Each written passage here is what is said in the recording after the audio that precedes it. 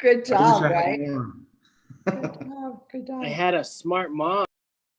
more. Right. Okay, guys, well, it's 6 o'clock, so I'm going to get started. So it's 6 o'clock and I officially call this Finance Committee meeting to order. I'm not sure if Ursula or Angelica are with us, but can somebody take roll, please, to determine a quorum?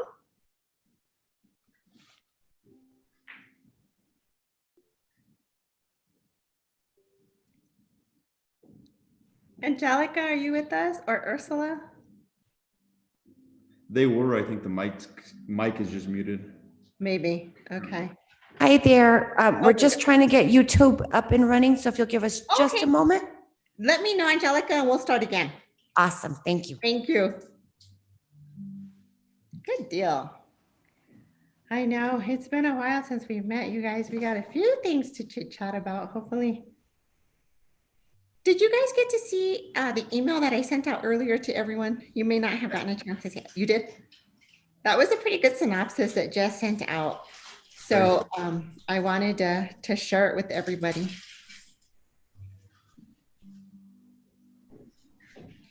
We're a little short, but we'll go over all that good stuff.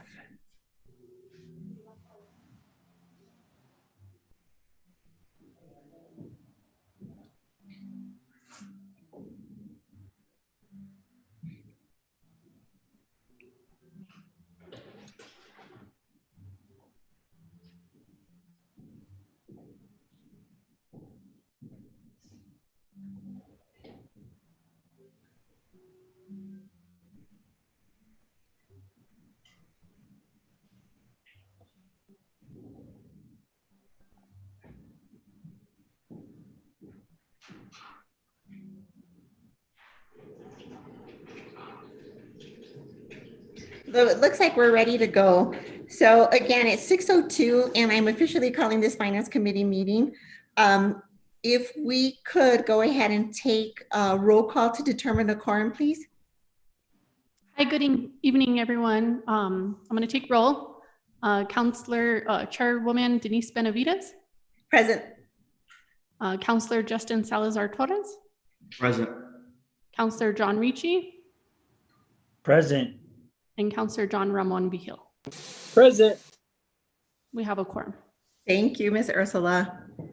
We're going to go ahead and go on to item C, approval of the agenda. So moved, Madam Chair. Thank you. Second. We have a first from Counselor Justin Salazar Torres and a second from Counselor John Ricci. Thank you so much. On to item D, public comments. Do we have anybody, Ms. Ursula, for public comments? Not at the moment. Okay, great. Thank you so much. We are going to move on to matters from the chair. So I don't have too much tonight, guys, other than I did want to let everybody know I've been working together with Ursula and Jess. We've been trying to come up with a good P&L, something that will satisfy Mayor, but we did come up with something very simple, but I know it's not what Mayor wants to see. I've had another discussion today with Ursula, kind of just letting her know what I know Mayor's looking for. We will see that in the documentation that the audit staff provides us. However, in order to get something like that for Mayor quarterly, we'd either have to have an accounting firm. We could talk to the audit company, but I know that that's something that they don't normally provide. So what I want to do is have a Zoom meeting with Jessica, Ursula, and Mayor, and kind of just have a discussion as to, maybe he might want to employ somebody part-time or temp time if he'd like, so that, somebody like a CPA maybe that could provide that type of detail for us. Ursula did provide something, but I didn't share it because I just knew that wasn't what the level of detail the Mayor's looking for. I did discuss with Ursula. She did pull out some previous documentation that was more in the form of a balance sheet and a P&L. And so she's she knows pretty much what Mayor's looking for now as we went through that. The other thing I wanted to talk about, we'll have Jessica give us an update on the audit and how that's going. And the other thing I wanted to discuss tonight with committee, after we go over all of the numbers, there's a little bit of concern with the numbers, is maybe having a work session between this committee, Mayor, and department directors because I think that, it's going to be important going forward with the situation that we're in with COVID. I know that COVID shots are coming and people will start to improve from COVID. However, I think it'll be 2-3 months, possibly more, before we recover. So when we go through the numbers, we'll talk about the general fund. Jess will go over that with us. And we want to maybe come up with some thoughts, some ideas as to what we want to do there. I just think it's important for the committee to sit with maybe directors of departments and just kind of go through with them the importance of really tightening up the budget. I know city manager's done that, but I think there might be some other ideas we could possibly come up with to speak to department directors about, and kind of just give that additional help to Jessica and Ursula in kind of just reiterating the importance of that. So that being said, that's all I have right now. Do I have any committee members that like to give a comment or share any concerns with us? Sure, Madam Chair, if I may. Yes, please, Counselor. So, Madam Chair, after reviewing the email from today, I stayed wondering on my drive down from Los Alamos, wondering, and y'all are the best at this, do we have any monies or is there any grant, anything that we can pursue to bring up our GRTs, in essence of some sort of plan of local shop local sort of initiative to get everybody kind of animados, for lack of better terms. Wanted to see what y'all had, or thoughts, should I say. That's a good thought. I haven't looked into that. What I did discuss today with the ladies was that I do know that some cities, I did a little research, did use some of the CARES Act money to deposit into and replenish the general fund. We did a small amount, a very small amount. Some of them did it because, they did state that because of COVID, GRT is down, of course. And I don't know if we've utilized all of the funding. I will shoot an email to Director Hobler and ask that question. That was something that may not have been a discussion. It certainly wasn't with myself or with this committee. I don't know if it was with Mayor, but that definitely was something. So, I think if there's another share of government money that comes our way, that's something we definitely need to discuss and jump on so that we can replenish the general fund going forward. And definitely I'll work with Diana to see if there's any type of grant funding out there, because that's another good thought. Ursula or Angelica, my mistake. I think we needed a roll call vote. Thank you for that, Councilor Torres, bringing that to my attention for the approval of the agenda.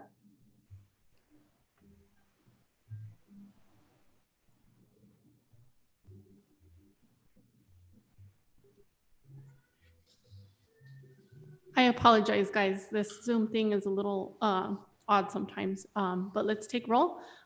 Denise Benavides. In favor. Justin Salazar Torres. Absolutely in favor. John Ramon Vigil. In favor. And John Ricci. In favor. Thank you. Thank you. Do we have any other comments or questions from any of the other committee members? I guess Director Hubler has a comment. I just saw that pop up. Director, if you're with us, go ahead.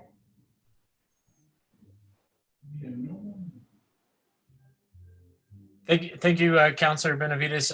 Can everybody hear me okay? Yes. Okay.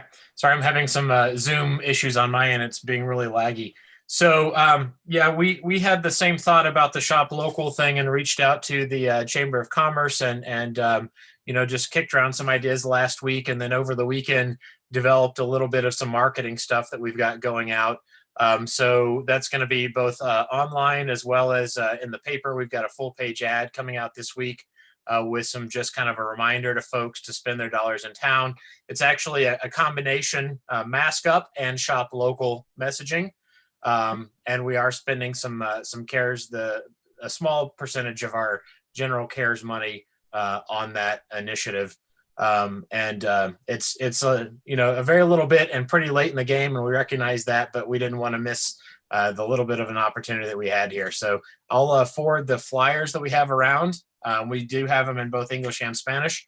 And you're certainly welcome to share that around. It does have a little bit of factoids, and we did not highlight any particular local businesses. We also spoke with the Rio Grande Sun. They've been trying to push local businesses and having a hard time with that. So this is a little bit more generic messaging around the benefits of shopping local, and kind of the reminder that, you know, spend your dollars in town. It keeps your friends, families, and neighbors employed. It keeps our family businesses in operation, those kinds of things. So I'll share those, all that messaging with the committee. We've also got some posters and flyers that the Chamber of Commerce is going to be going around to the 300 businesses in town, not just chamber members. They're kind of helping us to sponsor this outreach, and even some really nice little stickers that are getting printed up here hopefully tomorrow, and we'll be passing that stuff around later on in the week. So as time proceeds over the next several weeks, you should see all that stuff in our local shops, and we've got already started discussing a much better, more coordinated plan for next year around really kind of trying to focus on especially our small local independent businesses, so that we can keep that money in town. Okay, that sounds great. Thank you for that. Did you happen to hear of my comment earlier? I don't know if we've utilized all of the funding that we received. I did mention that I saw where some other counties did utilize some of their CARES Act funding to replenish their general fund. I don't know. I know that we put a small amount in our general fund. I don't know if that was, like there was a max that we could put in there. It doesn't seem like it, but I don't know if you could speak to that, Director Hubler. So we have expended the entirety at this point of both versions of the CARES grant. We've got a few thousand left on the small business side. We're trying to track down some folks that applied and then haven't followed up. So we're still doing outreach on some of that stuff. But on the other side, we have, and early on, we asked about the utility component because we were going to pay off folks' utility bills at the city. And we were advised by the state that we could not utilize the CARES money to pay ourselves, not at least in this grant. And so that ended up going through the county. The county did pay us off $130-ish grand of folks outstanding or portions of their outstanding utility bills, but that had to be from money that they got to give to us. We weren't able to spend our own money on ourselves, was the advice we were given. Okay. Just because I did reach out to a couple of other entities and found that they were able to replenish the general fund based on losses of GRT funding. So I found that interesting, and I didn't know if we were advised otherwise. And so that's why I brought that question up. Yeah, we were advised otherwise earlier on. Okay, great. Thank you. Do we have any other comments? Oh, I see Councilor Salazar-Torres. Thank you, Madam Chair. Three things, Richard, just to go along with the initiative that you have going on with the Shop Local. Punchline that I see all the time on social media is to keep your children's, sports sponsored by a lot of locals. You don't see Amazon or anybody else sponsoring our local teams. And then the other two things that I have is I heard you say that, we cannot pay ourselves with this grant. However, was there any way or any avenue that we had sought for the OT to PD? I know that was something that we had spoke about because it was they had to supervise Lowe's, Walmart, etc., and they were a little bit over budget on OT. And then the other portion of it, was there anything within the grant or anything set aside of CARES money, for example, for the soup kitchen? Because I do know that they are in dire of some funding because their biggest fundraiser was the chili cook-off bowl, and they're not able to do that, obviously, which brought in roughly about 40 grand. I know I've been speaking with Chris Madrid about that, and I know Councilor Peggy Sue Martinez was also on him on that as well. But just to see where we're at on that, those three things, if possible. Thank you, Madam Chair, for indulging me. Absolutely. I know I do have one comment on that. I do know that Lanol did a huge fundraiser and an effort, and I think they raised 2.1 million or something like that that they allocated to several nonprofits. And I was hoping that some of that money would have gone to the soup kitchen. I don't know that it did, but I think that somewhere along the line, we might want to reach out to them and see if they've already spread those funds around. If not, maybe we can get some of that to come over to the soup kitchen, which is, definitely. And Madam Chair and members of the committee, I do believe that the soup kitchen was talking with, like you said, Peggy Sue. I spoke with Councilor Peggy Sue Martinez about that. When we kind of did some analysis on the business side grants, we didn't have the capacity to reimburse for theirs kind of expenses just because they didn't incur those. Like a lot of businesses, we had some where, the impact of COVID was just loss of revenue. That was certainly the case there. We had some where it was increased expenses, buying the plexiglass and tents, et cetera. And the grant that we got, the business continuity grant, was all about that kind of, increased expenses. The state has since reworked that a little bit. The current grant that's out through this Friday, so certainly pass that information around. I spoke about it at the last committee meeting, but the deadline on that one is noon on Friday. And that one's either or. And that's just a per employee. The challenge, of course, that we run into in Espanola and Rio Arriba County is we have a lot of small businesses, family businesses that don't have a lot of employees on the books.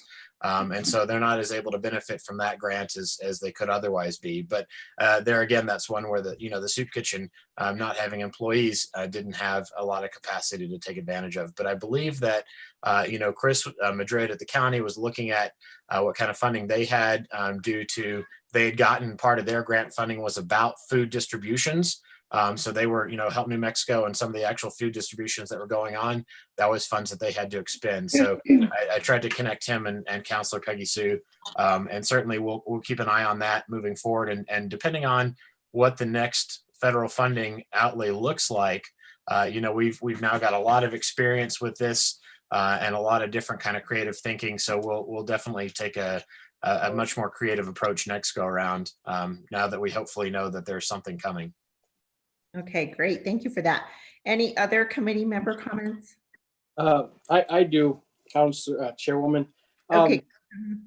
So the way I'm understanding this, Mr. Hubler, is we have CARES Act money and we can't specifically use the utility money for us. I have a lot of contacts still at the help office. They're overwhelmed with propane, electric, gas. Is there any ability where citizens of the city of Espanola could go out there and get assistance from them with their bills on other things so that people can bring up their arrears and then they can hopefully be able to pay off their water bills if they're in arrears with us? So the counties both, when we applied for this grant money and did the kind of divide and conquer approach as far as who would reach out for which pots of money, both Santa Fe County and Rio Arriba County asked for and were awarded grant money for housing support. So Rio Arriba County turned their money over to, as I understand it, through Help New Mexico to make those payments and allocations. And then they also did some direct payments to the utilities. So they paid off the city water, they paid off Jimenez, they paid off North Central Solid Waste, and they paid off a number of bills at, I believe, New Mexico Gas Company as well. Santa Fe County, as I understand it, took a different approach. They created the Santa Fe City and County created that Santa Fe Connect that was taking applications and basically making those payments, on behalf of individuals. So in both cases, depending on where folks are, they can reach out to either of those programs. We did last week on the city website make a couple changes. So next time you go online, you'll notice a new big alert bar across the top. There's two buttons on there, one of them with the kind of constant daily updates we're getting from North Central Solid Waste. Angelica updates that every day to show which areas and which routes they're going to be picking up. And the other is a link back to our CARES page where we had the grant application for the city before, but now that's been replaced with information on all the other supports available, both for individuals and for businesses. It's got direct links to the various programs of the counties. It's got a direct link to the New Mexico Finance website.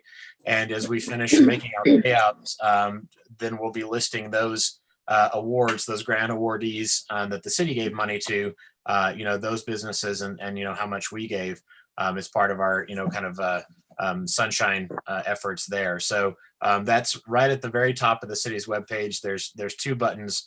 one for the CARES information for individuals and businesses, and then the other one, of course, for the North Central Solid Waste.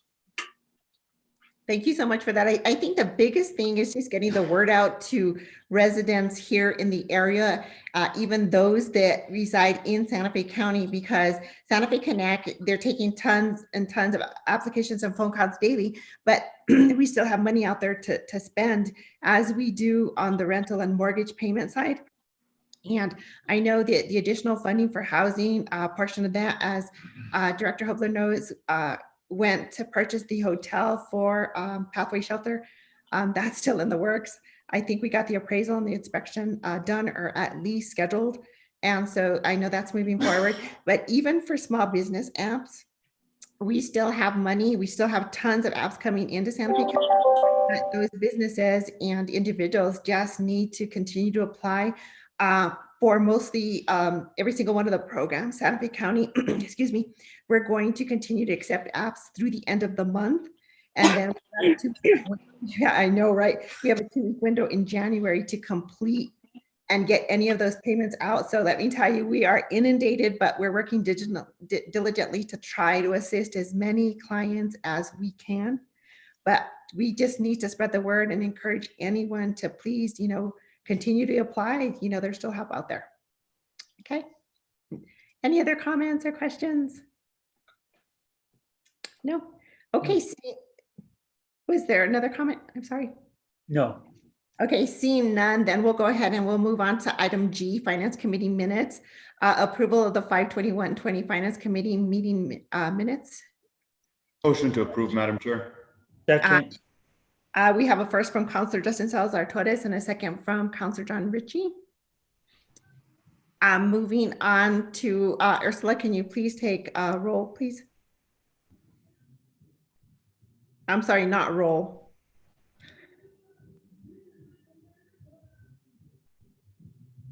For the approval of the minutes.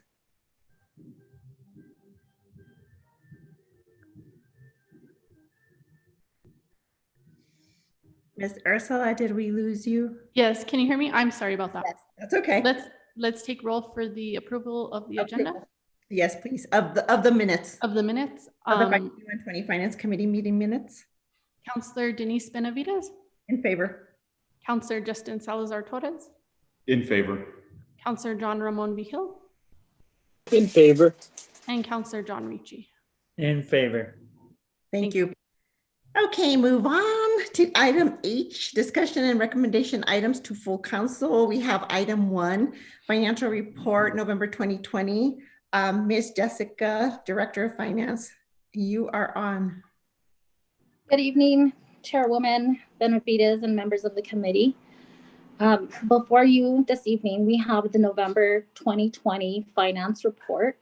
Looking at our general fund, we have year-to-date revenues of $4,553,610, with year-to-date expenditures of $4,767,427, leaving us with a negative variance of $213,817. I did want to point out that we will be seeing our property taxes materialize here in the next couple months, January and February, because they are due in November. So by the time they report, we should see our money coming in January.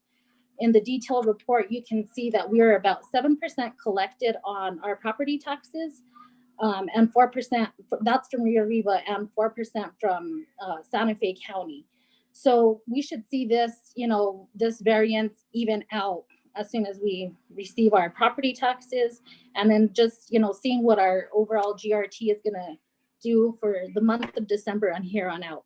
We have had some increased expenditures, specifically in the claims and judgment and settlement line item.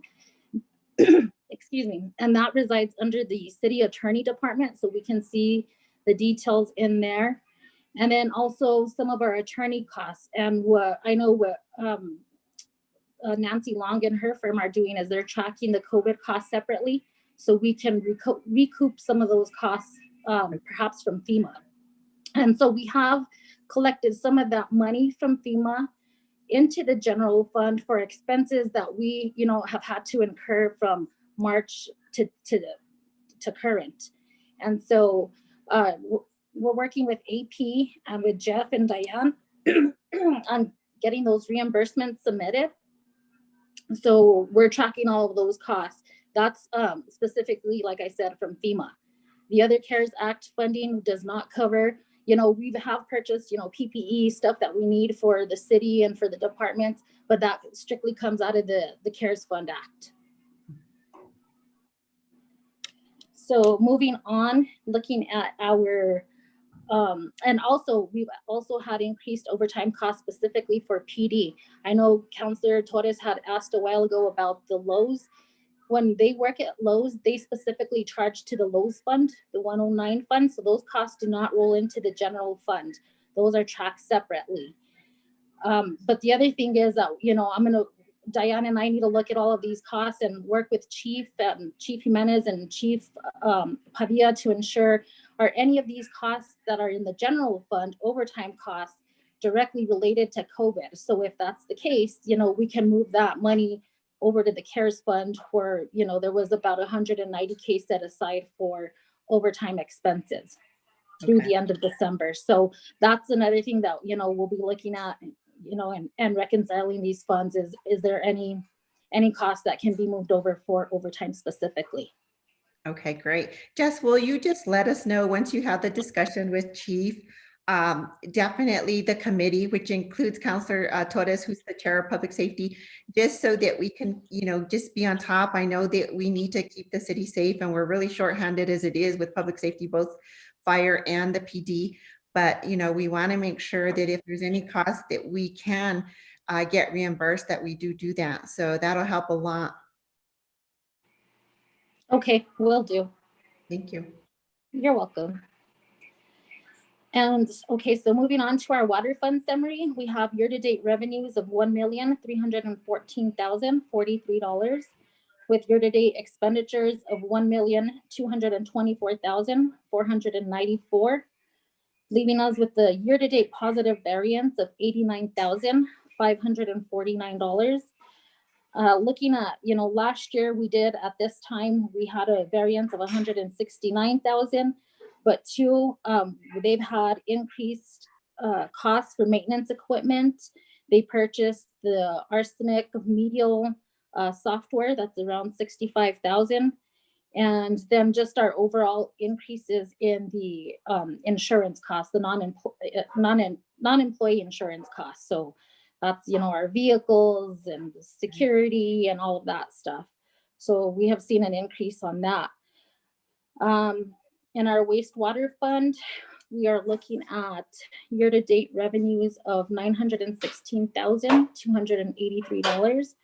Year-to-date expenditures of $865,514, leaving us with a year-to-date positive variance of $50,770. And so this is pretty comparable to where we were at last year. It was a difference about 8K. Does anyone have any questions on the recap sheet? No. Okay, hearing none, we'll move on. The next page is looking at our total revenues by fund. So you can see that from last year to this time this year, we have had an increase in the general fund of about 6.6%. In our utility water fund, about 3.57%. And in our wastewater fund, unfortunately, it's down about 2%. And I think a lot of the times, people that are connected only to sewer, they don't pay their bills. So we see a lot of, outstanding accounts, specifically for wastewater, because, at this point, we can't disconnect them. So that's, has been a challenge in trying to collect from those type of customers. And, now that we have the new employee in the utilities department, hopefully they can get a tackle on that and start, reeling in those customers. Okay. Jessica? Yes. Just going a little bit further on that, I know I asked this when we approved the budget for this fiscal year. Do you know how many people are roughly strictly on sewer and not on city water at all? Do we know now how many customers that actually is?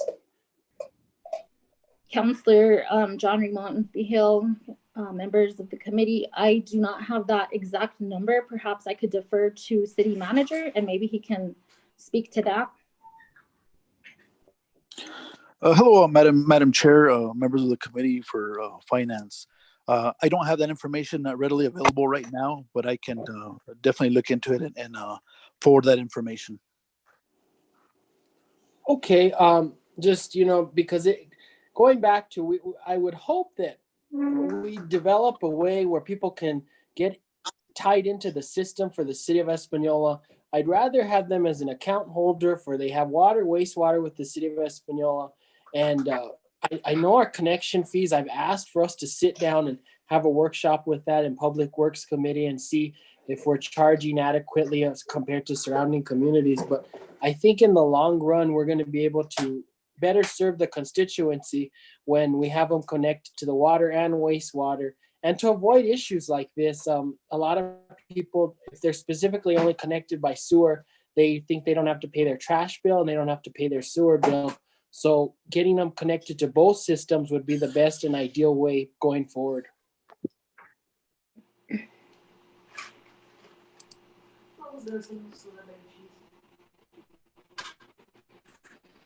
Thank you, Counselor. Thank you, Counselor John.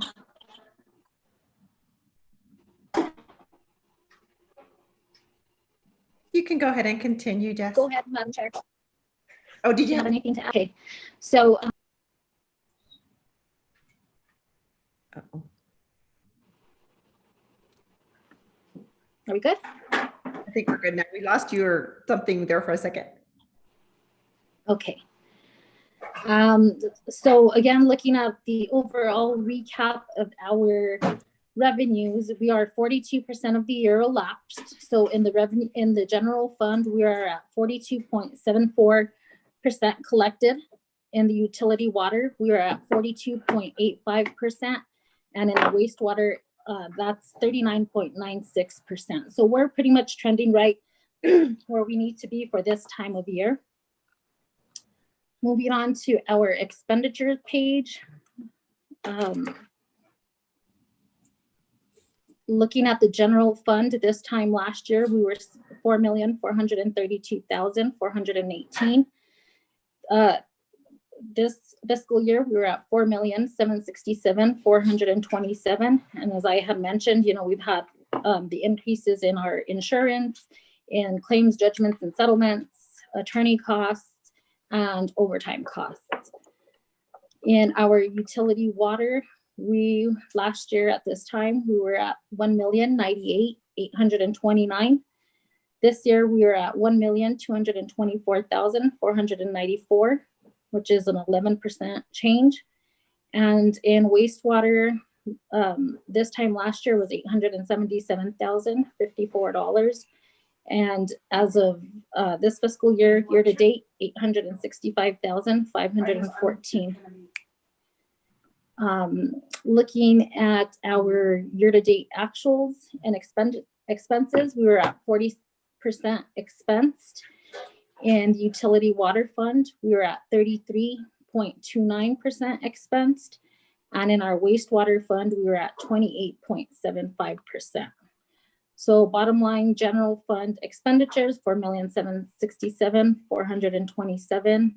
Utility water, 1,224,494. And in our wastewater, 865,514 year to date.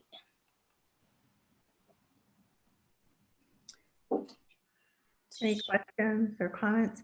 I think, Jess, it looks like we're on target with revenue. It's expenditures that we are off course just a little bit. And so I think we may need to have a sit down with Chief Jimenez at some point and maybe just kind of see what we can get reimbursed for and kind of just see if, how he's feeling about overtime and maybe what's causing all the overtime, and just kind of maybe ring in the overtime budget just a little bit so that we can stay a little bit better on track there. Because revenue looks good. Expenditures, I think, is where we're off target just a little bit. So we might want to sit with Chief Okay, we can definitely do that. Madam Chair, I have a question for the city manager. Yes, go ahead, Councilor Ritchie. Thank you. City manager, how are we staffed in the police department? Our last report, we were down a couple, I thought, but I knew we had some candidates pending. Are we fully staffed? Madam Chair, members of the Finance Committee, Councilor John Ritchie. So I believe in the last time that I spoke with Chief Jimenez, the staff that he still is vacant are the ones that are allotted through his COP grant. So I believe that he is still those 3 positions short. I think the rest of the positions are fully staffed. But then again, we do have one officer out on sick leave, as you all know that the incident happened about a week ago. So that's where we're at. So he's about 4 officers down. And so is that, in your opinion, where the overtime is coming from? I'm sure. Councilor Ritchie, I believe so. The demand of calls is pretty high, and I guess I would refer to Councilor Justin Salazar Torres in regards to the public safety chair. I think that was one of the updates they had on the call for service. Sir, can you repeat that question? I'm sorry about that. I was just asking, I was trying to figure out why the overtime and it was regarding the staffing shortage. We're 3 down regarding our grant that we had. We haven't filled those, is what city manager said. And we have 1 officer out on sick leave. So I was just wanting to question the overtime. Okay, and that's why I actually had a question regarding overtime myself, because last that I had heard is that we could replenish our overtime budget per se with these funds for COVID-19. But then I also heard Richard say that, well, we can't pay ourselves, right? So I'm wondering, well, then how does that interject to cover the OT? I know we are down in officers. That is something I can ask Chief about. And I know he's not at all. I don't know if city manager has any questions regarding that, but I do know that they were trying. But again, it's in vetting individuals for a job, right? It's a process and it does take time. And I know they had hired some, but I can't speak for Chief on that and just say, hey, we got more officers, right? It's a vetting process. Absolutely, Councilor Salazar Torres. Just as a matter of fact, at the beginning of this week on Monday, yesterday, I guess Monday, they interviewed 2 new recruits to possibly fill those positions. So it's a matter of recruiting, getting in there, and of course, the big thing that we get caught with is the background investigation. So. Okay, any other questions about that? I think we can just talk to Chief and see what is out there that we can get reimbursed for. And I'm sure that he's diligently trying to find people to hire. I'm sure he is. And, we can just see what else we can do to assist him and, see if we can bring expenditures down. I think each department has done a good job of bringing as much down in expenditures as possible. We can still talk to those directors and see, if there's anything else that we can possibly do. I know city manager has been on top of that. So, I think we just go forward and hopefully by January, February, we'll be in much better shape. So, this COVID thing is no one's problem, but, we've got to figure out how we can deal with it. So. Madam Chair, if I may follow up, please. Absolutely. I 100% agree with you. And I think we have the best person chairing this committee to keep us on track regarding all of this stuff. And, one of the things that I do want to reiterate for fellow councilors is that, Mr. Hubler just sent a chat and I saw what is we were planning on reimbursing eligible OT from Care Grant that is allowed for the first responders and is slightly different than paying ourselves as a utility or paying. Well, and okay, so great. So finally, I've asked that question 3 times, and I finally got an answer. So then, therefore, you know, because it comes up every time when we're in full council. Certain councilors are always questioning why the overtime budget is the way it is, and you know, we always have to ask ourselves, well, do we have enough officers to alleviate the overtime budget? We don't. The other thing, and you know, I guess since we're talking about first responders, I do want to bring this forth before Finance Committee as the Chair of Public Safety, as I've instructed Chief Padilla, because he's been asking for more firefighters, and I told him, Chief, I said, make it our problem. I said, please find a grant that, you know, is like PD, that'll bring 3 or 4 firefighters on board, and then, you know, in a few years we have to eat those costs. I said, but throw it on our lap. That's our problem, right? So please find it. I said, do it. I'll support it. And then whether I'm on council or not, I said, that's something we have to chew, and we got to do. It's something that's needed. So just want to bring that before you all. I cannot wait, Councilor Benavides, for our meeting with the mayor and the directors, because it's very simple during these trying times of turning off a light, you know, and just minimizing our costs, right? Fuel costs, etc. It is that simple. I think we're living above our means. And if we live within our means, we'll be all right.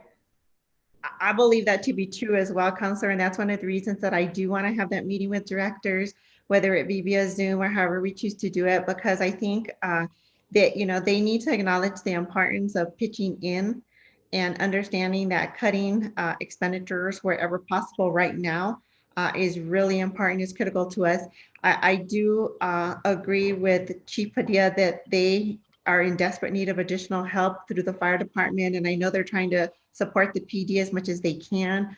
I have not looked at grants recently, but there are those same type of grants out there for fire. There are other grants out there. There are some through Workforce Solutions that will actually allow them to hire firefighters and they pick up the cost. So that's another avenue for Chief Padilla. He did call me yesterday to talk a little bit about if there was anything out there that I knew about. So I'll see what I can find for him and then get back to him in that realm. But I'm sure that there's, you know, something that can help him as well for now until, you know, we can assist them with some sort of funding, or they can find another avenue to hire some additional staff as well. Thank you, Madam Chair. Okay, Ms. Jess, I think we're ready for you to continue. Madam Chairwoman. Yes, Councilor Viejo. I have some comments too, and maybe Mr. Hubler, you've been following the CARES Act money. Is there still the availability for those PP payroll protection programs? I'm just talking as we stagger our schedules and we're doing that, if there's any possibility where we can alleviate our funding by possibly looking at that direction, where we'd be able to supplement the budget by furloughing off a week when they're staggered, and then they're getting paid from those PPE loans. I hate to bring that up, but it's a possibility. I know other entities are looking at it.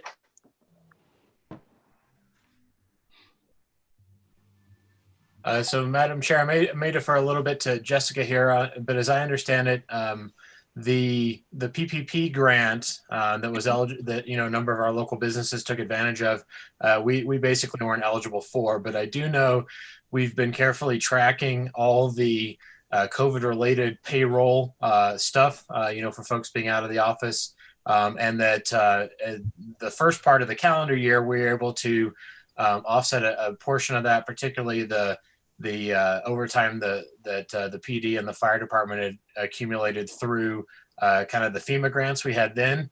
And then we've been tracking with the intention, as I indicated on the chat, to offset the overtime, particularly from the current CARES local government grant. The next round of funding that may come out from the feds may have different kind of stuff. But at this point, it's my understanding that we've kind of taken full advantage of all those opportunities to reimburse ourselves with the eligible federal money. Thank you. Yes, you are correct on that. We have looked at all avenues and to reimburse ourselves. The only thing that is offered to us, and this is for any people that are out on specifically on COVID leave for, being asked to quarantine or being out sick, is that we are exempt from paying the FICA portion of Social Security. So that 6.2%, the employer portion, we do not have to pay, but the employee portion does continue to be paid. And that's about as much of the benefit that we receive on that. Unfortunately, there hasn't been anything passed, with any other of the stimulus bills to include the local governments and state governments. And, that's been a talk, but it's kind of on and off the table. So, it would be really helpful if they do pass that and, we can get some of that money to be reimbursed.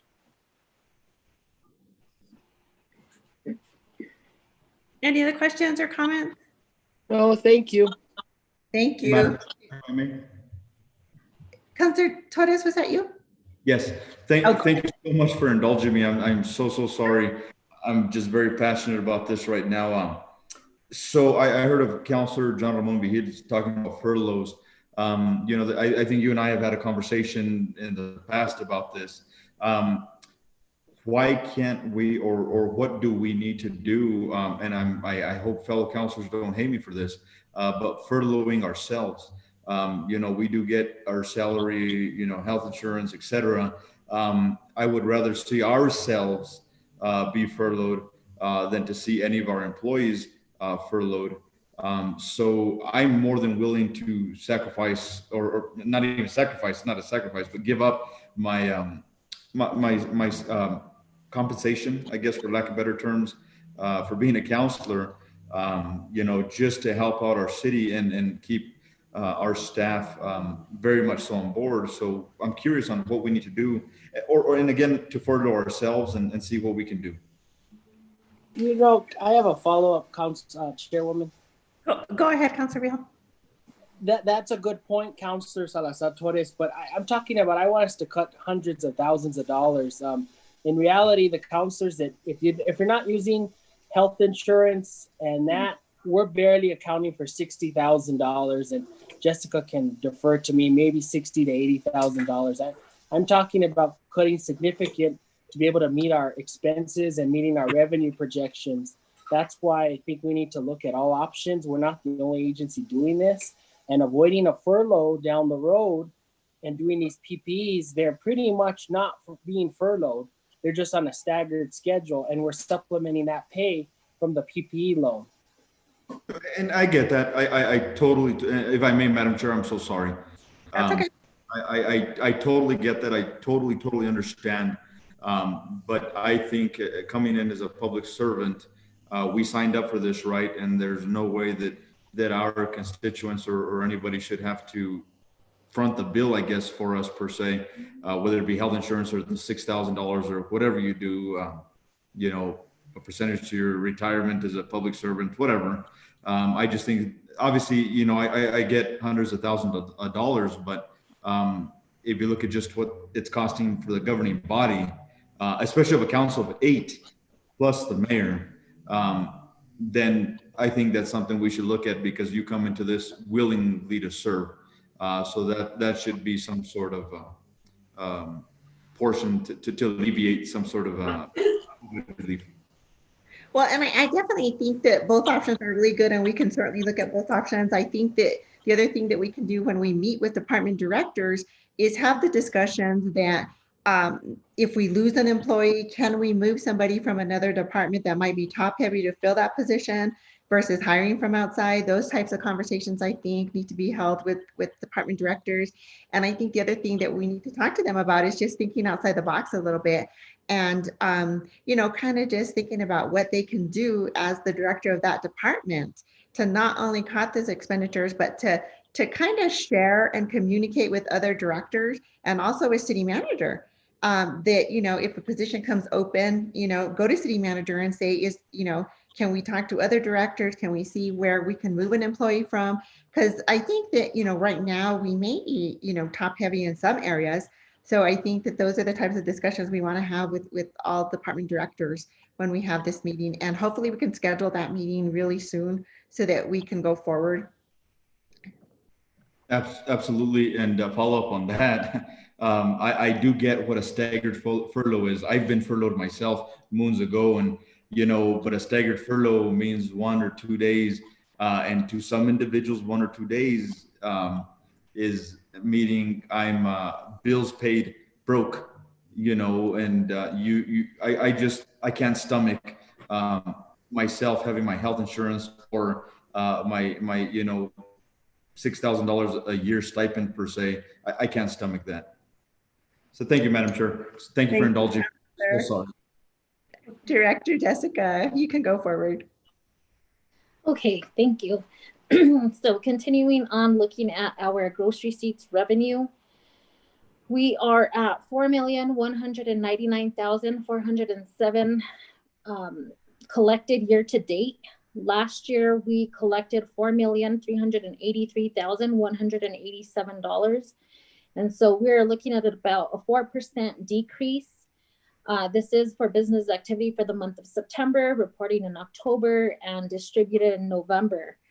And I did a little analysis last week, just kind of looking at our overall revenues and looking at our gross receipts tax, and how would we be affected now with the different restrictions that are in place. And so, looking at a 4% decrease from this time last year, I factored that in, looking at a 5% for the next couple of months, and then said, okay, worst case scenario, starting in February, because that would be any activity that happened in December, project a 10% decrease in looking at our total revenues and expenditures in the general fund.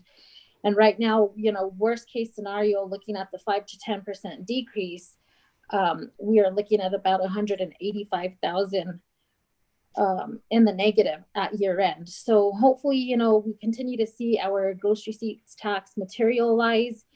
It would be nice that, if we could get more of the online sales tax. If you look below on this chart, the bottom line that's highlighted where it says 7.1-6.64 local distribution, $18,769. That's what we're getting from the state for online sales. And so what they did was last fiscal year, we got half of that. So we were getting about $9,400 a month. They've upped that because of the amount of increased sales tax to $18,769, but that still doesn't give a true picture. TRD is still trying to work out all the details and figure out how they can come up with the compensating tax too. So where the GRT automatically goes to the zip code that it was purchased in. So, hopefully starting in FY22, we can start seeing more of an increase of that local distribution due to the online taxing.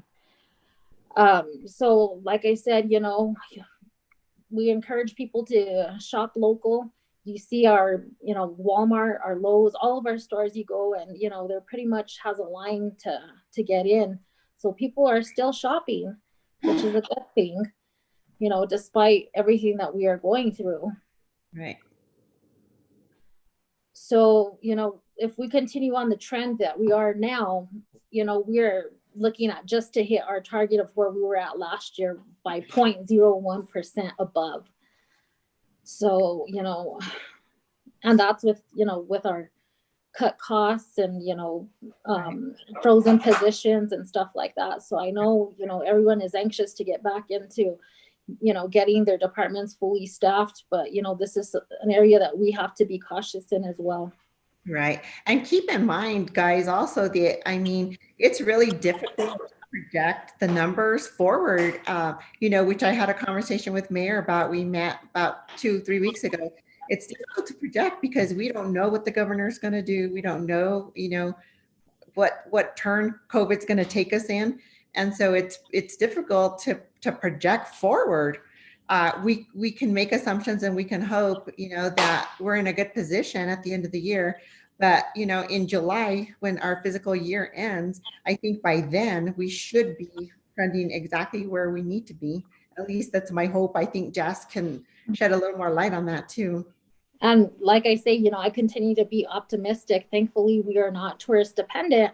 And so, our GRTs are, what we generate within the city being, like I've always said, we're fiscally challenged, surrounded by 2 counties, 2 pueblos, and we have Little Espanola in the middle, but we tend to do very well. So like I say, I'm pretty optimistic. Ursula, can you let Councillor John Ramon Vigil back into the meeting? I believe he said he called in. Yeah, we lost him. I think I let him in now. Thank you.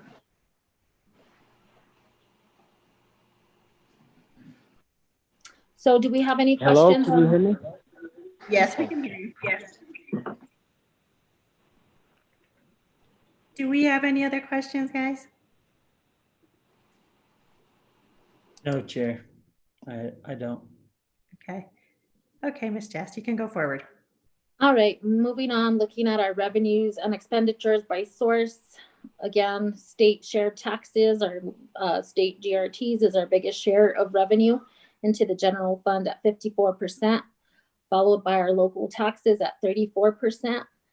And you could see the breakout for our total revenue distribution of $844,000 for the month. Year to date was $4,553,610. Looking at our expenditures by source, public safety is our biggest expense at 37%, followed by administrative at 35%. And then all the other departments follow through. So total expenditures in general fund, $830,849. Year to date is $4,767,427. Looking at our revenues to expenditures overall, we are again 213,817 in the negative year to date. Again, we should see our revenue materialize due to our property taxes here in the next couple of months. And then the next 3 pages just kind of gives an overall breakdown of our revenues by line item. Like I mentioned, we are at 42%. Bottom line revenues are 40% collected. And you can see there where property taxes, I have mentioned, they're at 8% and 4%. So that will change as soon as we receive those revenues. Question. Yeah. What is the projection of our property taxes? What do you anticipate? How much will it shrink that deficit? What is your projection? So total projection for the year, and what we do is when we calculate our property taxes, we have to use different valuations provided by the county. So they look at, what's the total valuation of residential versus non-residential, what is the average collection rate, and so you plug all that into a formula and it gives you your projected number, based on a 3-year average. And so looking at property taxes for Rio Arriba County, we anticipate $610,000. And for Santa Fe County, we anticipate $206,000. Although last year, looking at what we budgeted $599,000, and we actually brought in $643,000 for Rio Arriba County. For Santa Fe County, we budgeted $201,000 and we brought in $202,000. So, it was pretty close. It just all depends, is there people that are delinquent? Are they catching up on payments? Are they, keeping up with their payments? But that's how our property tax revenue is projected. So, but again, do you have a hard number in the sense of tightening up that deficit gap? Because you're saying that's where we're looking towards. So I'm just wanting to put a number of how close we're going to get. Is that that's our saving? that we're Well, looking. at our total revenues, so, everything in the general fund revenues to expenditures and, factoring in any anticipated decreases in GRT revenue, the worst case scenario that I'm projecting right now is about 185,000 in the hole at year end. So we'll stay at 100, over 180 in a deficit. Correct. Yes, and that's, assuming that our, revenues decline and our GRT is decreased by 10%. Right now, we're tracking at 4% from this time last year. And, city manager had sent me an article on some economist projections, and overall the state is looking at a 16% decrease. But, I think, looking at our history and our projections, I think, 10% is pretty high. Okay, thank you. I think, Councilor Ritchie, for the next couple of months, I think for sure we're going to see ourselves in a deficit. I think we'll start to trend back upward probably, I'm thinking, and Jess, your thoughts on this, probably not till February, possibly even March. I would say so. Yeah, I think we're going to see ourselves in a deficit. And so this is why, meeting with directors, I think is warranted, just so that we can sit down with them and see, you best know your departments, what else, can be cut, can anything else be cut, and just throw around some of those ideas as well. And then, just discussing maybe some other ideas for revenue. I know that grants are always a source, but, they take time as well. So I think just getting together and kind of brainstorming is what we need. And having a plan, if it gets to a worst case scenario where we have to do a hard cut, Right. but we cut in March, and we've got at least 3 months to reduce that deficit in a hard cut. So we definitely need to meet with the directors and get a game plan for and be tracking it and start implementing reductions to reduce that deficit. So yeah, and not wait for the last minute. Right. And so, looking at these sheets here, by category, state, shared, one of the other areas that we are, only at 20% collected with 42% of the year elapsed is in fines and forfeits. So, looking at, so that's on page 8. Yes. So if you look over at court fines, fines and forfeits, we were at 20% there. So, that's a significant decline in those revenues as well. But I don't think he's going to be able to generate anything because he's on a reduction, on a case reduction, if I'm not mistaken. So the revenue is not there, but we still have the expenditures. So, it's. Yeah.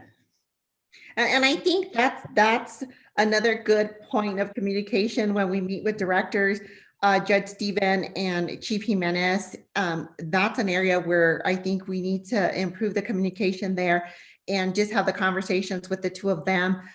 What is causing the shortage? How can we improve it? And, just be really honest and just saying, is it because there's reduction, in court? Is it because calls, can we identify, some of those things maybe that can be causing the shortage there? And so I think that, again, having those meetings and open communication is what we really need to do. So because they are down significantly. So it's a question for Judge Stephen. So, and he's unfortunately not on the call with us, but I think when we meet, it's definitely a question to ask him and to also get his thoughts and ideas. So we'll include him for sure. So just to give you an update, I did have a conversation with the judge yesterday. We were talking about this very, thing here. And he was, giving me statistics from last year to this year. And, the number of citations is significantly down. A lot of calls are being, transferred to magistrate. And, so I think there, definitely needs to you know, communication does need to happen there and figure out, you know, why are we down? Why, you know, is it because of COVID, or, you know, are officers not issuing as many citations? You know, what's the underlying factor? Well, and I think that's one of the reasons that I think this committee needs to intervene, in a sense, in that we need to tell, you know, department directors, whatever it is, you know, we need to work together for the betterment of the city. And I think that, you know, that's something that we need to make clear to them, whatever issue there is or isn't. Maybe it's just the types of calls that the PD is being called to. A lot of times, I know Chief and I have had conversations in the past where he's saying, you know, there's a lot of these little calls that, you know, he feels like officers maybe, you know, shouldn't maybe attend, maybe a public safety officer would better be served, or things like that. So I think those are the types of things that we'll ask Chief maybe to bring to the meeting when we meet with him, the types of calls, you know, the time that it's taking, and maybe we can figure out ways to assist him in alleviating some of that burden. We'll include Chief Padilla and kind of just see where they're at. And just kind of see if, you know, we can just bring everybody together to better improve that communication. I think that it needs to happen. I think we're kind of a little lost in communication right now. And it's just COVID, you know, it's nobody's fault. I think people are working from home. There's just that little bit of a disconnect right now. And I think we need to just get everybody together, come to the table, and just figure out what's happening.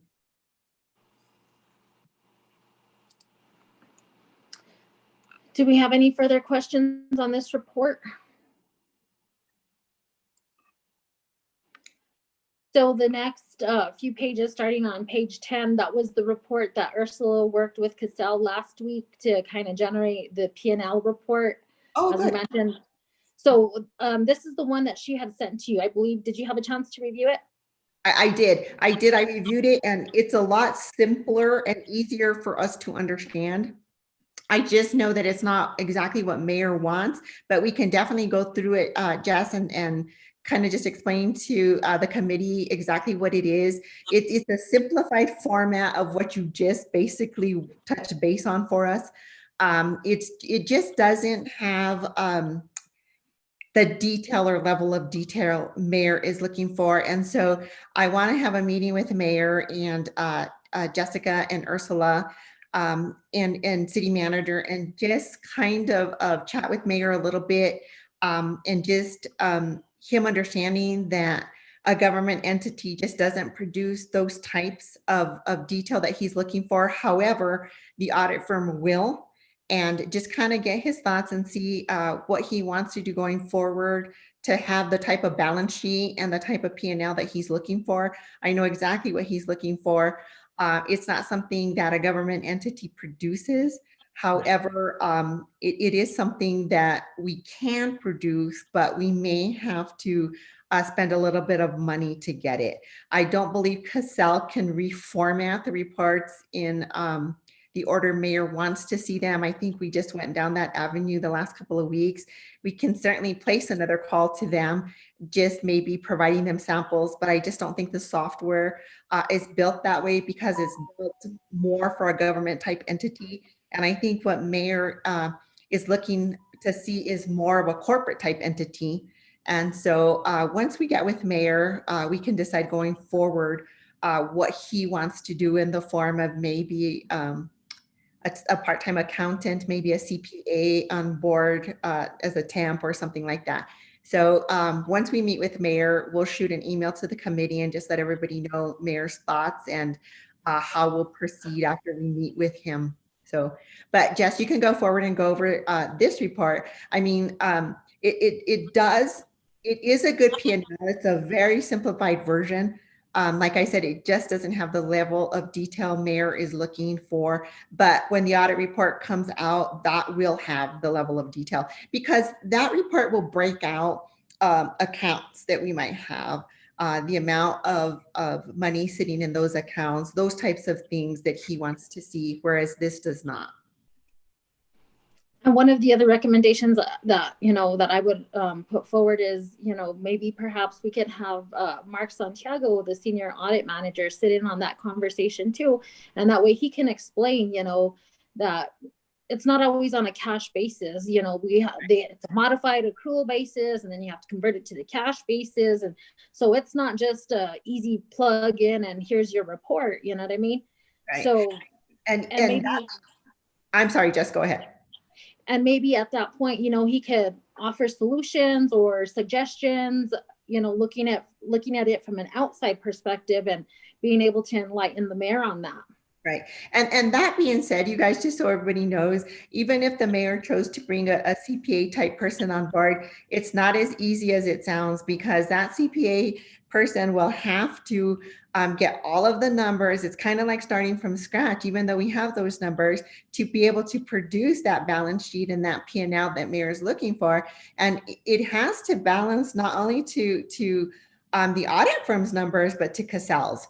And so it will be a process if that's the path that we choose to go down. So, I mean, it won't happen overnight. So in talking to Mark, that's a good idea, Jess.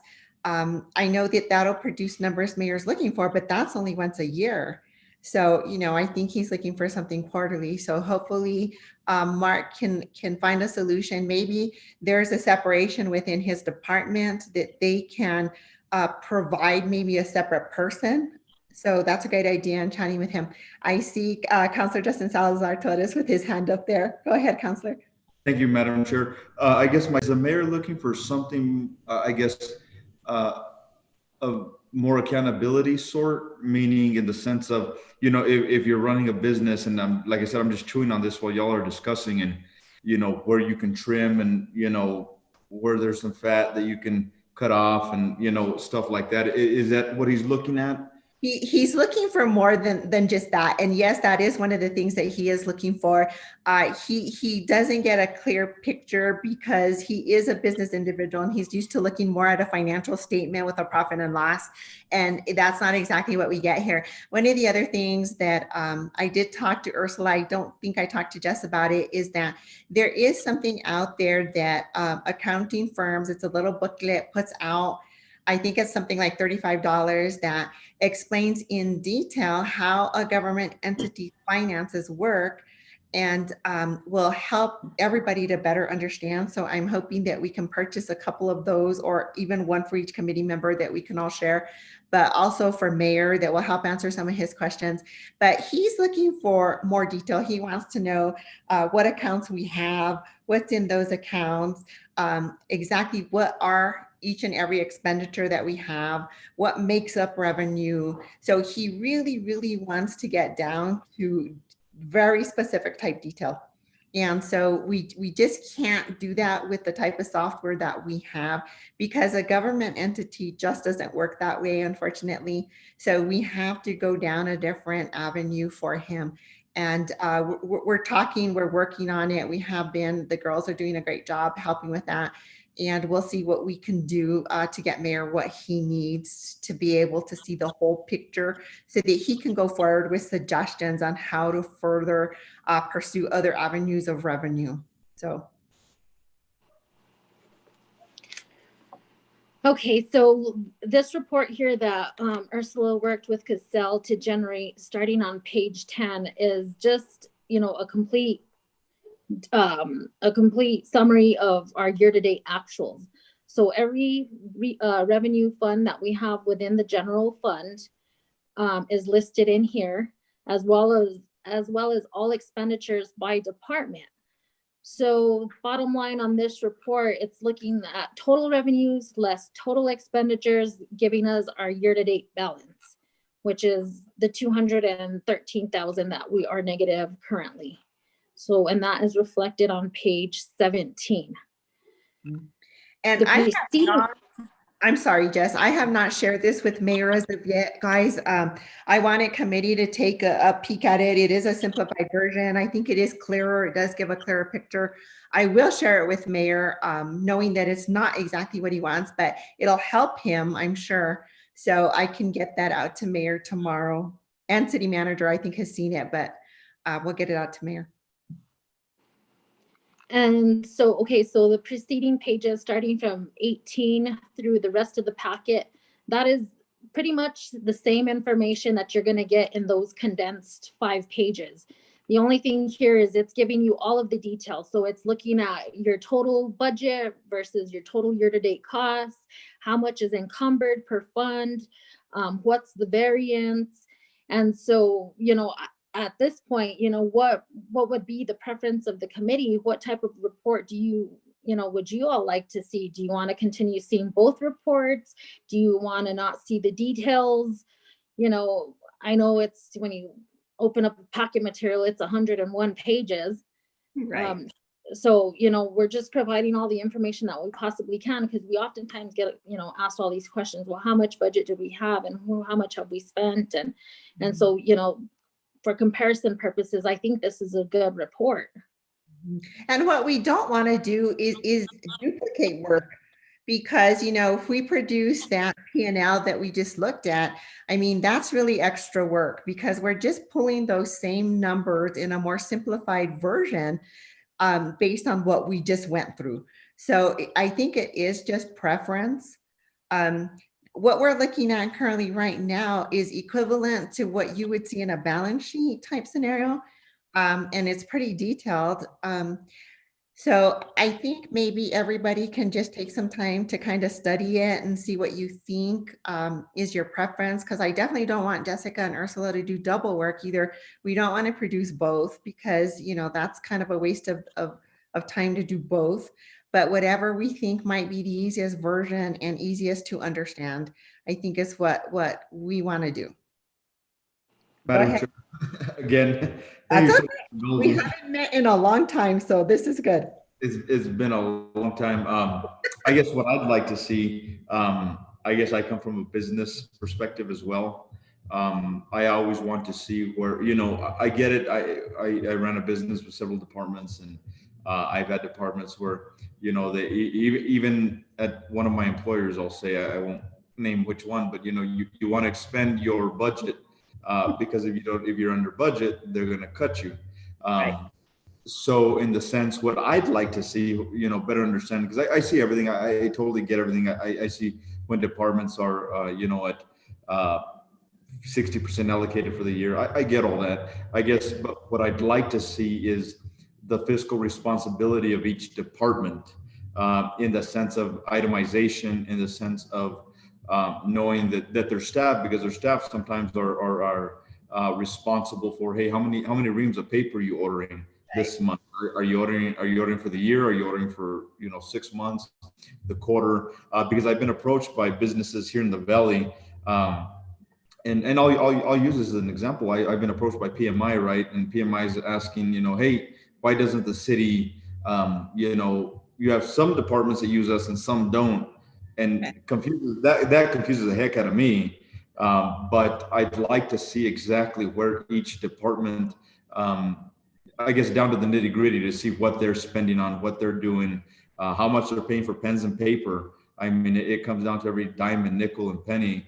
And that's the kind of things I'd like to see. I get totals and I see the report, and I appreciate that. That's a lot of hard work. Right. But I'm more down to the nitty gritty of nickels, dimes, and Well, pennies. those are some of the things that we want to discuss with department directors, in that right now, Jessica, in a sense, keeps the budget for everyone. But in reality, those department directors do need to have some responsibility, right? And some accountability in that. They really should be able to produce their own budget for their own department and manage it. And I don't think that that's something that's currently happening, but that's something that we're going to discuss with them, something that's going to get put on the table, right? Because I think they depend a lot on city manager. I think they depend a lot on Jessica. And sometimes to place blame, sometimes not. Sometimes they just may not understand. But that's definitely something that is going to be a topic of discussion when we meet with department directors. Thank you, Madam Chair. Again, thanks for indulging me. I just wanted to give my 2 cents. Absolutely. No pun intended. Okay, Ms. Jess, you can continue.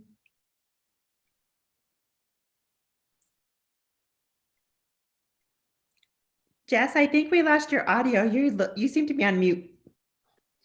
There you go. Okay, sorry about that. It's okay.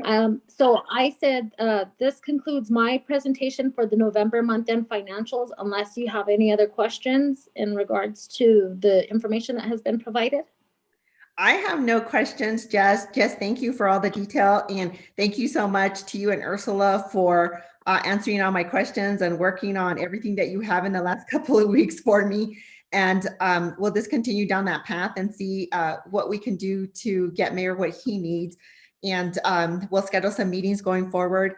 And so any more questions from any of the committee members before we move forward? No, Madam Chair. No, Madam Chair, thank you.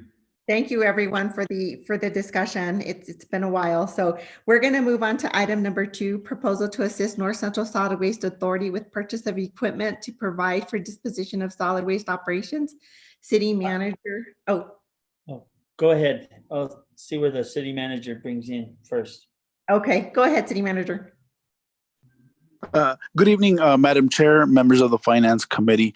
So before you, just pretty much self-explanatory. So North Central Solid Waste has been, they found themselves in a situation where their equipment has aged and has been out of service. So as all of you are aware, the trash service has been affected by this. So with that said, I know that there's quite a bit of information in the packet material in regards to this, from the joint powers agreement to memorandum of understandings to emails, that correspondence between New Mexico Finance Authority and with our legal team to try to get the most information to this committee to make a solid determination to proceed on this. With that, I'll go ahead and yield the floor to Councilor John Ritchie.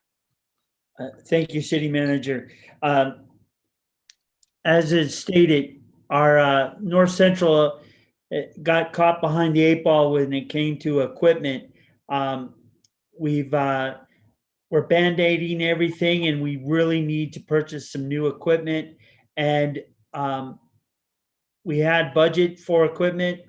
We had some other expenses that came up, and we had to pull that back. And so, unfortunately, we've asked the manager, Peter Fuller, to look at funding our financing. And unfortunately, North Central, in the way it is set up, cannot do it on its own. So it takes some of the entities to basically, we're the parents, we have to buy the car, and the child will make the payment to us.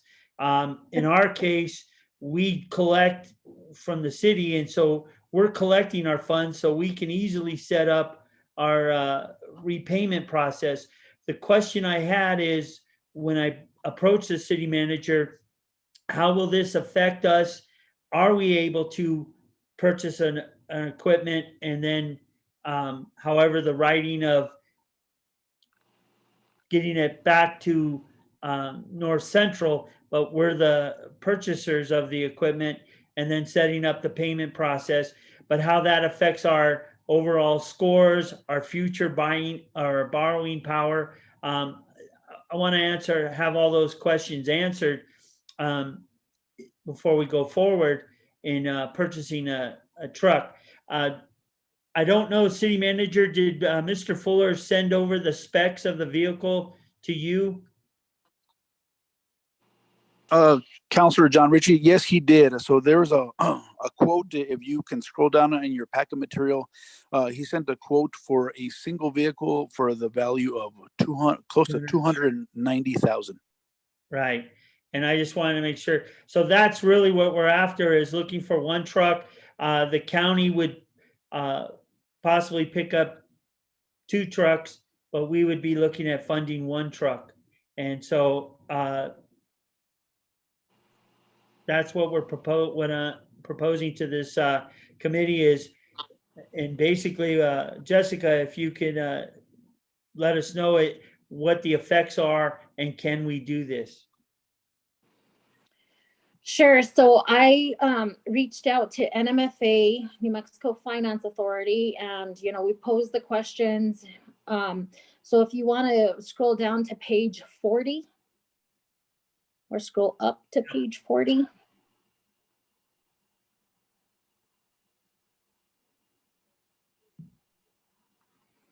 So when I spoke to Carmela Manzari, who's the regional finance manager, you know, she says she would take these questions over to her legal counsel. And so her response is stated on page 40. So she says, you know, the city does not, or NMFA, we do not have co-signers on PPRF loans. One option may be for the city to be a borrower or co-borrower for the purchase of the truck. Right. The city would have to pledge GRT to secure the loan. If they are interested, we would need to understand the following. What would the specific pledge be? We would need to review the ordinance enacting the GRT and determine if permitted under the dedication. Who would own the equipment? If it is the authority, would we need to confirm that the city can issue bonds for trucks to be owned by another entity? If the city were owned, would there need to be an agreement for the authority to use the trucks? There may need to be an amendment to the MOU. Another option may be for the city to agree to provide revenue to the authority. That revenue could be part of the NSR of the authority and used as part of the pledge to the loan for the trucks. That would likely require an amendment to the MOU. And so, you know, we went back and forth on that. I know Javier also reached out to Jonas and his opinion, and, you know, looking over his professional opinion and looking over all of this documentation to include the JPA, the MOU. And so basically, bottom line, it's going to come down to, can the city afford it? Right now, we collect about 163K. And so that is reflected if you want to go, I know we're all over the place in this packet material, but if we scroll down to the very last page where it's environmental gross receipts collected per fiscal year, looking at our 5-year history, you know, on average, we collect about 160,000. On a 3-year average, it's 158,000. Out of that collections, we pledged 100,000 to Rio Arriba County to pay for the transfer station in Alcalde. So in essence, that would leave us about 55K per year out of those dedicated GRT taxes, which is not a whole lot, but, you know, it's about 55K. So, you know, that's where we stand on that. You know, Jonas had said, you know, depending on, you know, if we're still paying this loan, which we're supposed to pay it, I believe, until July 2022, then at that point, it would go back to the governing body to decide, okay, what do we want to do with that revenue? Do we want to rededicate it to something else? Do we want to, you know, keep it for environmental gross receipts tax for a specific purpose? But, you know, looking at it, it's probably about 55K that we would have left out of the portion collected on an annual basis. So the other option would be, you know, could the county possibly help out? And when I spoke to Carmela Manzari at NMFA last week, she did mention that Leo Valdez, the financial advisor, had reached out on behalf of the county to see how the county could help out as well. So she said, you know, we're looking at multiple avenues, we're working different scenarios, but in a nutshell, this is where we stand. So if we're looking at 55, that's on an annual basis, correct? 55? Yes. So if we're on a loan, that puts us at about, well, almost 6 years, correct? Is that realistically, that would be the realistics in a loan for a truck, correct? I think it would all depend on the, you know, the terms of the loan, the public project revolving fund. So I don't know, you know, do they finance for 6 years, or is it, you know, a requirement that it's for 10 years? I guess it would just all depend on, you know, the language of the way the agreement is written. And that would be dependent on NMFA and looking at everything else. You know, I asked what, you know, and one of the questions she said it was dependent on the NSR, which she provided some attachments, and I believe those attachments are on page 44 So could you scroll up to 44?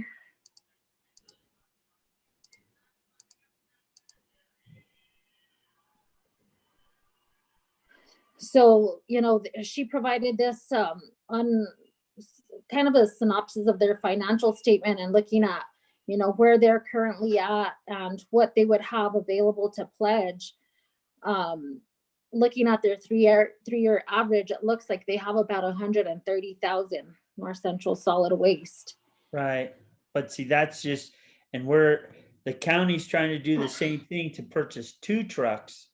And we're trying to just come up with 1 truck. So, North Cent, we're trying to get them 3 trucks out of this. And, I guess it's looking at the language of, do we buy the truck and set it up as a lease back to them? Those are the what are the options of if we didn't have to tie, because I knew we couldn't co-sign. I knew in a government agency that ain't going to happen. So it was looking at, can we afford it, but how do we set it up so that they're paying us back? And again, if we bought it, how does that affect us for future purchases? I don't want to put us in a bind for future purchases of equipment. But if we're able to purchase it and knowing that we have a payment back from North Central, which they should be able to, again, I guess the question is, do we go forward with this to see if it can work out? Madam Chair, if I may interject a little bit. Absolutely. Thank you. I guess my question to Councilor Ritchie is, what other counties does North Central Solid Waste serve? Technically Santa Fe, because of our residents within our city. So we would we have an avenue of looking to them for some kind of support, but again, it's on a much smaller scale, because it's just they're not dealing with this with the county directly. They're dealing with within the city that resides in the county. Right. Well, and in addition to that, I know that part of the agreement includes Okewingi and Santa Clara Pueblo, and I know that they contribute little to nothing, correct? And right, so, but it's because they're involved to have them at the table, but they're not benefiting. They're not contributing because they're not getting the services. They're self-hauling. They're doing their own. Okay. Basically their own function there. We've have them because they're within the parameters of our service. So, we brought them to the table. So if I may follow up on that. So then obviously there is other entities to bring to the table. So Rio Arriba and there's not a lot of entities, because you have they're out for a portion, and then we do have. I get that the Pueblos are hauling their own, and then there's some sort of plan that they've got going. But my other question then would be: as a municipality, I don't think, and correct me if I'm wrong, Mrs. Ortiz, if we have the authority to do some sort of levy for something like this to purchase vehicles, in the sense of for waste, I guess would be the question. Because then if we did some sort of levy with the county or in conjunction with them, that maybe they spearheaded, if they have the authority to do that instead of a municipality, to purchase these sort of vehicles with the understanding that, hey, that way the weight doesn't just fall in the city for one solid vehicle, because that's a lot of money right now. And I get it. I mean, obviously we've seen the effects of our trash not being picking up. But if there's some sort of reasoning, or again, some sort of levy, even a levy that's 0.01 per taxpayer on property, right? To absorb the payment that Councilor Rich is saying for 6 years or et cetera. So I'm not aware, I'm not very familiar with the levy. If, you know, the county could do that, I guess that would be a question for legal. All I know is that, you know, we are allowed by ordinance to dedicate a portion of our funding, which, you know, it's about, like I said, 163,000 per on an annual basis per fiscal year that we get. So out of that, 100K is already dedicated. Back before like 2012, we used to pay the county only 50K for the transfer station, and then they renegotiated the MOU. So now we give them 100K. I don't know if there's, you know, room for negotiation on that to be able to say, okay, you know, if the county spearheads the loan, you know, could we redirect some of those funds to pay the loan? So I guess there's just a lot of questions that need to be answered at this point. Yeah, regarding that loan, I don't think because we're almost at the end of that. And that was, you know, because the county stepped up, made the purchase of the transfer station, and then we finally made an agreement to, and we're owners of that. We are actual owners of that transfer station. We're not just making a payment just to subsidize. We are owners of that. So, again, it's what I want to say is we need to see if how far we take this to see if we can fund a truck. If we can, we can. If we can't, we tried. I guess that's the main question I have for this committee is can we go forward and see what our avenues are and what the final payment would be and what we can and how the repayment would be. I guess, Councilor Ritchie, Chair, if I may, you know, I guess this is us battling the demons of our past, right? For not saving for a rainy day. Exactly. And preparing for this stuff. I'm all for it. I'm all for it. We again, put it on our shoulders. This is something we have to swallow and we just got to do. We cannot leave our constituents with, and I promise you, the mayor and myself can attest, Right. with 10, 20 bags of trash outside in their front yard.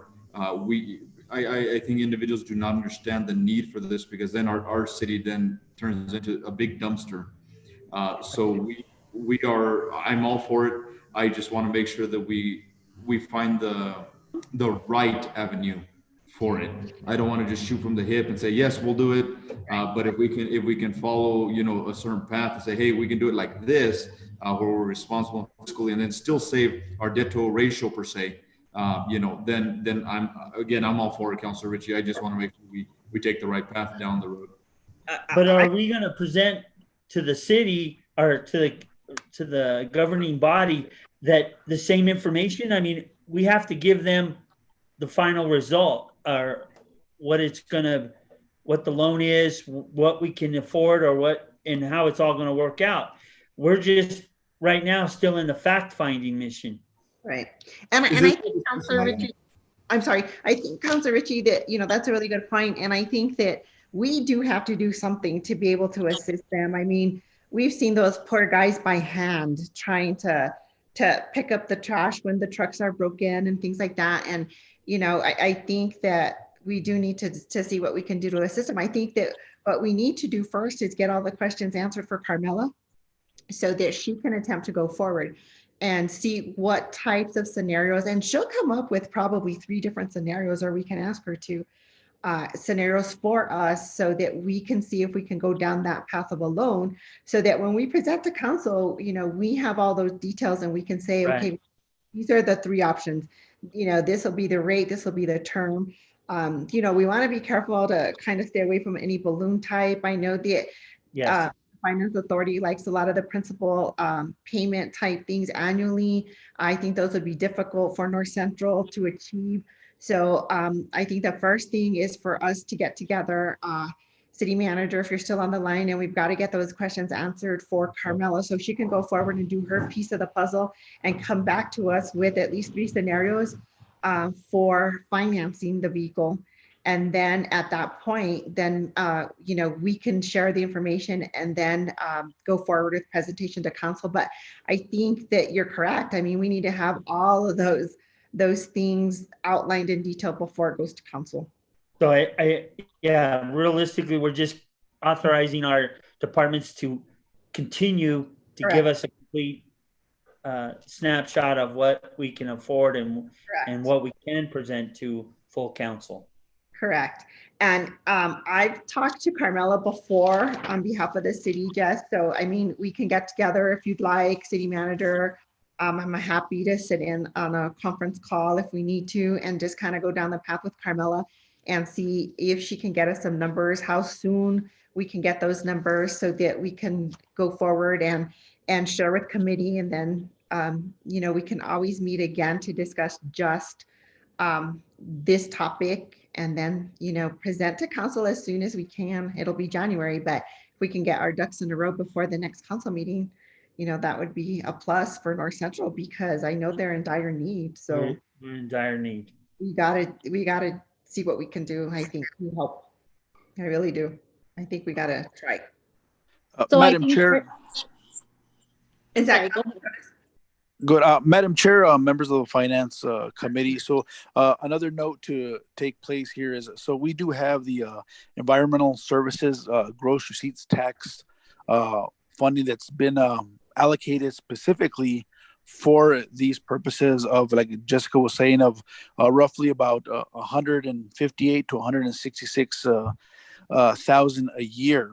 And this, we have an ordinance that specifically speaks to this on how we use these GRTs, and it specifically says in the ordinances for the acquisition, construction, operation, and maintenance of solid waste facilities, which completely falls under this this topic here. Another thing too is that we can look with NMFA to see when can we delay the first payment, because keep in mind that in 18 months we will be done paying the transfer station with the county by July of 2022. So that's another thing that we can look at to see if NMFA can, what's the longest we can go, if we do go and apply for this loan, what's the longest we can go till we make the first installment. So that's another thing we can look into.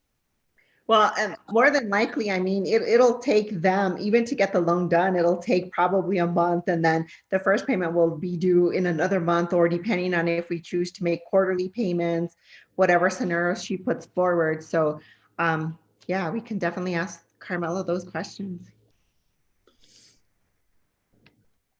Okay. So, Madam Chair, members of the Finance Committee, so with that presented, is there any other questions or any other comments that you have in regards to this topic? I know that we will definitely go back to the drawing board and reach out to NMFA. I know that legal has already been on board to generate any type of memorandums of understanding to generate to make sure that whatever direction that we go with NMFA and getting a loan, that they will generate an MOU that corresponds with this, that will keep North Central Solid Waste on the track of repayment to us or however that may be. So just to keep a note on that legal is fully on board and is very knowledgeable and very familiar with this topic that we've discussed. Excellent. Okay, that sounds good. Any other comments? I just thank the committee for entertaining this and understanding the importance and how critical it is at this time. So thank you all for your efforts. Thank you, Richie, for bringing it forward to us. We are on to item I, next Finance Committee meeting date. Tomorrow. You be careful what you wish for. I don't know if Miss Ursula is there. She can give us a date for our Yes, next. it's actually going to be Finance Board in January, and that is going to be the third Tuesday of the month. So that would be January 19th, Tuesday, January 19th. Okay, so that gives us some And good. so I believe that we might have a combined council and finance board. Okay, that was So gonna that's be, a possibility. okay. I think we get a lot more done, just us. Well, we do, and you know what? We definitely want to schedule. I want to schedule with definitely Jessica, Ursula, Mayor, and myself a quick meeting. Hopefully, maybe as soon as if Mayor can swing it Friday or early next week, just to talk about the finances and exactly what he wants to see. And we can include Mark. I don't know. Ursula or Jess, if you guys want to schedule that as soon as we can get it scheduled. And then city manager, if we can work on scheduling a meeting with the committee and all department directors. And we would like to do that as soon as possible as well, so that we can touch base on all the topics that we discussed tonight and see what we can do to keep us as close to being on budget as possible, and seeing what we can do to improve expenditures. That would be great. Absolutely, Madam Chair. I will definitely coordinate with Jessica and Ursula to coordinate this. And also just a point of clarification, I believe that we're going to combine it for a finance committee with a full council. That will be for January 26th. 26. So just a clarification, it is finance board, not finance committee. So we have a finance board meeting every quarter. So January would be our second quarter finance board meeting, with finance committee resuming in February. Okay. Thank you, Jess. Madam, if I can interject, I'm all for, I think this time's probably one of the most crucial times of us to have our meetings like this. I'm all for meeting in January after our finance board, so we can chew on this stuff again. I mean, you know, but again, it's at your disposal, and I'm at your disposal. No, I definitely think we need to, especially so that we can prepare and have some questions with resolutions as far as what we're going to do to assist North Central, because I think we're going to have to maybe even touch base with Rio Grande County a little bit. And, you know, we may need to, Councilor Ritchie, maybe meet with North Central's board, which I know you're on, or if there's questions or things like that, you can probably pass those on. And just get together and see what we could do to come to a resolution before we go to council, so that Yes. we're in good. Could we still have our meeting on the 19th? And because we'd have to have that to present to, you know, we can either have the answers we need and information to present to our board meeting on the 26th. I think it would be, I think it would be like considered like a work session rather than like a finance committee. Sure. That's fine. However you want to title it. Yeah. And we can definitely do that. And if we have some of the information prior to that, we can definitely share it with the entire committee via email. And that way we're prepared. You all need a motion for that? It's under discussion, so I don't believe we need a motion. Is it just strictly a discussion item, or is it a? Well, it's strictly a discussion item right now. I think if we, you know, we might want to think about that, because if we meet again on the 19th and we make it a work session, I'm not sure that we can move it forward. Well, we probably could. I'll talk to the girls about that, and we'll see what we can do. We might have to. We can title it a meeting on the 19th to go forward. So right now it's strictly a discussion item, but at some point we will have to take a vote to move it to council. But I think when we're better informed, we can probably do that. Sound good? Yes. Okay, guys, thank you everyone so much. Ladies, thank you so much. We'll be talking, I'm sure, for all your help. Committee, so good to get back with everybody and move forward. Finally, we're back at it. On to item J. Do I have a motion to adjourn? Merry Christmas. Motion to adjourn.